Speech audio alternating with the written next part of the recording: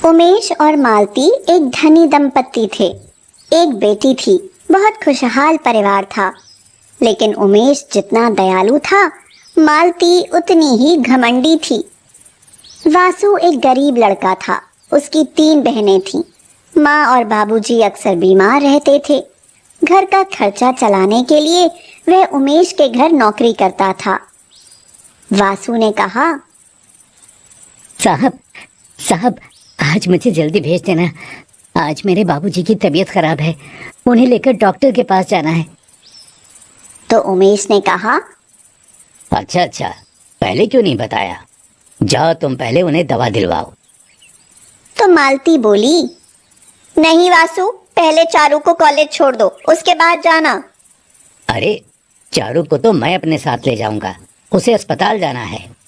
आप ही आया करो इन नौकरों की बातों में। मैं इन लोगों को अच्छे से जानती हूँ। कहीं घूमने फिरने जाना होगा, इसीलिए बहाना बना रहा है। नहीं मालकिन, मैं झूठ नहीं बोलता। चलो मैम साहब, मैं आपको कॉलेज छोड़ देता हूँ। कॉलेज पहुंचकर चारू ने कहा, सुनो वासु, लेने के लिए टाइम से आ जाना। मुझे लेट लतीफ लोग बिल्कुल पसंद नहीं है। वासु चारू को कॉलेज छोड़कर अपने बाबूजी को अस्पताल लेकर चला गया। उन्हें दवाई दिलवाने में 2 बज गए। वासु ने जब टाइम देखा तो उसे याद आया कि 2 बजे तो उसे चारू को लेने जाना था। वह अपने पिताजी को छोड़कर कॉलेज पहुंचा तो उसने देखा, हैं? ये क्या? चारू मैम साहब एक लड़के के गले में बाहें डाले हुए खड़ी हैं और ये लड़का बार बार मैम साहब के बालों में उंगलियां घुमा रहा है। मैम साहब जल्दी घर चलो, ऐसे किसी लड़के के इतने करीब खड़े होना अच्छी बात नहीं है। तो चारू ने गुस्से से कहा, अपनी औकात में रहो वासु, नौकर हो, नौकर बनकर रहो, मालिक बनने की कोशिश मत करो। हाँ, हे माता रानी, चारू मैम साहब को सद्बुद्धि दो। चारू को डर रहने लगा कि कहीं वासु घर में उसकी पोल पट्टी ना खोल दे। उसने सोचा कि उसे कोई ऐसी तरकीब निकालनी चाहिए कि वह यहाँ से चला जाए। चारू ने अपनी मम्मी के पर्स से 10,000 रुपए निकालकर चुपके से वासु के खाने के डिब्बे में रख दिए। चारू ने अपनी माँ से कहा, मम्मा जरा मुझे 2,000 रुपए देना, मुझे स्कूल में जमा करने हैं। मेरे पर्स में से ले लो चारू। मम्मा आपका पर्स तो खाली है। मालती हैरान होकर बोली, ऐसा कैसे हो सकता है? मैंने कल ही तो 10,000 रुपए रखे थे उसमें। मम्मा वासु से पूछो, मैंने उसे इस कमरे में आते देखा था। वासु इधर आओ, मेरे पर्स के पैसे तुमने चुराए हैं? देवी माँ की कसम मालकिन, हम तो इस कमरे में आए भी नहीं। अभी पता चल जाएगा। मम्मा इसकी तलाशी लो। मालती उसकी तलाशी लेने लगी। मम्मा इसके खाने का डिब्बा भी देखो। डिब्बा खोलकर देखा तो उसमें से पैसे गिर पड़े।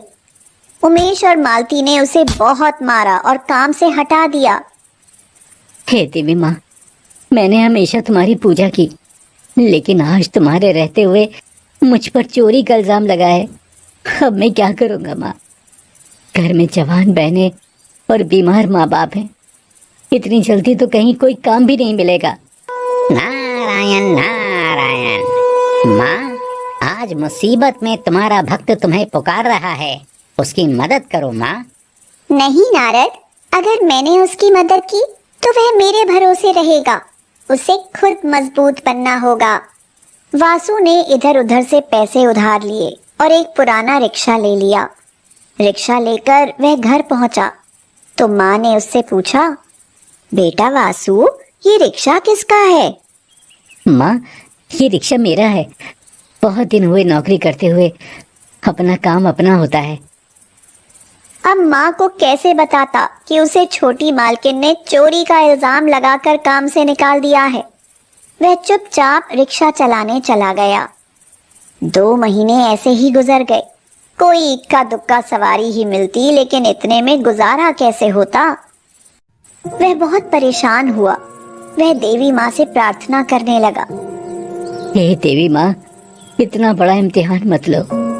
पिछली तनख्वाह पिताजी की दवाइयों में खत्म हो गई। पुराना रिक्शा देखकर कोई सवारी बैठने को तैयार नहीं।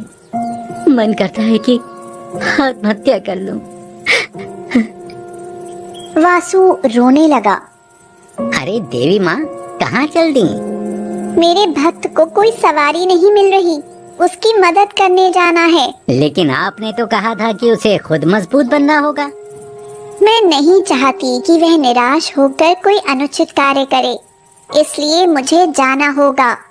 नारायण नारायण, आपकी लीला आप ही जाने माँ। देवी माँ एक औरत का रूप लेकर वासु के पास पहुंची और बोली, क्या तुम मुझे गांव की तरफ जो जंगल है वहां लेकर चल सकते हो?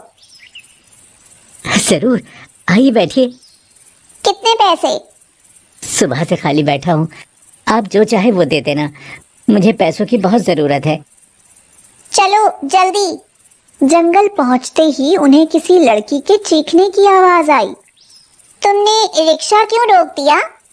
किसी लड़की की चीखने की आवाज आ रही है। शायद कोई मुसीबत में है, मुझे जाकर देखना होगा। लेकिन तुम मुझे ऐसे छोड़कर नहीं जा सकते। इस वक्त कोई मुसीबत में है, पहले मुझे उसकी रक्षा करनी होगी। आप रिक्शा में बैठी रहो, मैं भी आता हूँ। वह दौड़ कर गया और देखकर चौंक गया। चारू मेम साहब, आप? ये तो वही लड़का है ना जो उस दिन आपके साथ था। और ये दोनों कौन है? मुझे बचा लो वासु, ये और इसके दोस्त मुझे यहाँ जबरदस्ती ले आए हैं और अब मेरे साथ बदतमीजी कर रहे हैं। मुझे इनसे बचा लो वासु। वासु ने उन तीनों की खूब पिटाई की और चारू को उस औरत के साथ रिक्शे में बिठा लिया।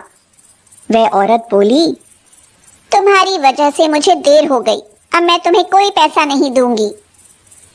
कोई बात नहीं, मत देना। लेकिन अगर आज मुझे देर हो जाती तो ये लड़की अपनी इज्जत खो बैठती। अब बताइए, आप कहाँ उतरेंगी? और जहाँ से लाए थे वहीं उतार देना। वैसे भी मेरा काम नहीं हुआ। ठीक है, लेकिन पहले मुझे इन्हें घर छोड़ना होगा। कोई बात नहीं, तब तक मैं रिक्शे में ही रहूंगी। चारू घर पहुंचकर अपने मम्मी पापा से लिपटकर रो पड़ी। वासु के साथ रिक्शे में देख उन्हें गुस्सा आया और वासु का कॉलर पकड़ते हुए उमेश ने कहा, तेरी हिम्मत कैसे हुई मेरी बेटी के साथ आने की? पापा, वासु से कुछ मत कहिए। अगर आज वह समय पर नहीं पहुंचता तो मैं किसी को मुंह दिखाने के लायक नहीं रहती। वो बेकसूर है। और जो उस दिन वासु के खाने के डिब्बे में पैसे निकले थे, वो पैसे मैंने ही उसके डिब्बे में रखे थे ताकि आप उसे चोर समझकर काम से हटा दो। बेटा, लेकिन तुमने ऐसा क्यों किया? मैं डर गई थी कि कहीं वासु मेरे और उस लड़के के रिश्ते के बारे में आपको न बता दे। लेकिन आज उस लड़के ने ही मेरी जिंदगी खराब करने की कोशिश की और वासु ने मुझे बचा लिया। मालती और उमेश ने वासु से माफी मांगी और फिर से वापस काम करने के लिए कहा। नहीं साहब, रिक्शे में मेरी सवारी बैठी है, मैं चलता हूँ। देवी माँ रिक्शे में बैठी हुई अपने भक्त के सच्चे मन को देखकर मुस्कुरा रही थी। मैं आपको यहाँ ले आया हूँ, मेरी वजह से आपका काम बिगड़ गया, उसके लिए माफी चाहता हूँ। वह औरत देवी माँ के रूप में आ गई और बोली, वासु, तुम मेरे सच्चे भक्त हो और कोई तुम्हें चोर कहे, ये मुझे बर्दाश्त नहीं। तुम्हें सही साबित करने के लिए मैंने तुम्हारी रिक्शे की सवारी ली। मैं बहुत प्रसन्न हूँ। मांगो, क्या मांगना चाहते हो? माँ, आपने मेरे रिक्शे की सवारी की, मैं तो धन्य हो गया। मुझे और कुछ नहीं चाहिए माँ, बस अपनी कृपा मुझ पर यूं ही बनाए रखना। आज के बाद तुम्हारे जीवन में कोई बाधा नहीं आएगी। मेरा आशीर्वाद हमेशा तुम्हारे साथ है। ये कहकर देवी माँ अंतर्ध्यान हो गई। वासु ने घर जाकर देखा तो उसका घर एक बहुत बड़ा बंगला बन चुका था। उसकी तीनों बहनें लाल जोड़े में अपने पतियों के साथ खड़ी थीं। वह खुशी से रोता हुआ बोला, आपने मेरी सारी चिंताएं हर ली देवी माँ, आपकी जय हो।